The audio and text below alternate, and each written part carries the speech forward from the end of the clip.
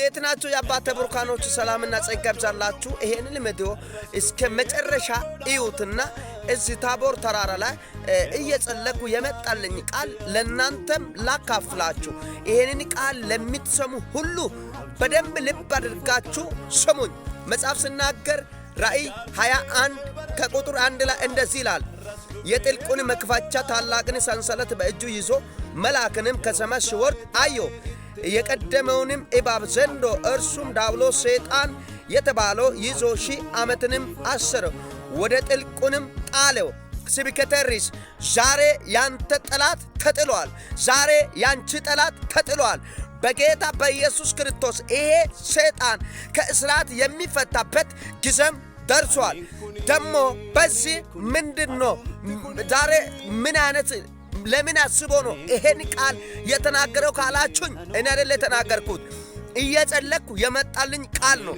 ያ ዲያብሎስ የተባለው የታሰረው የወደቀው ለመፈታት ጊዜው ስለደረሰው እናንተም ያላችሁን አክሊል አጠርታችሁ ያዙ፣ በደንብ አጥብቃችሁ ያዙ።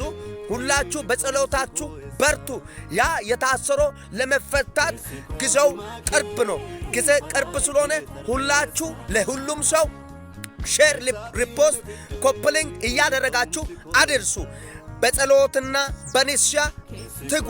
ይኸውላችሁ ይሄን መልእክት የመጣልኝ ዝም ብሎ አይደለም፣ እየጸለኩ በሐል እዚህ እየጸለኩ የመጣልኝ መልእክት ነው። ዲያብሎስ ከእስራት የሚፈታበት ጊዜ ደርሷል። ብዙዎች እንዳትሸውዱ እግዚአብሔርን በደም አምልኩ፣ በደም ጸሉ፣ ወንድሜ ጋር ታርቁ። በቃ ቅም አትያዙ። ውስጣችሁ ላይ የሆነ ክፉ ነገር አይኖራችሁ። መልካም ነገር በሕይወታችሁ ላይ ይሆንላችኋል።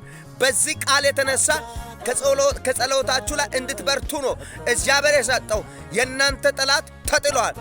እንዲ ኮሜንት ውስጥ ገብታችሁ እንደዚህ በሉ፣ የኔ ጠላት ተጥሏል እያላችሁ ሁላችሁ በውስጥ ገብታችሁ በኮሜንት ላይ አሜን እያላችሁ ተቀበሉ።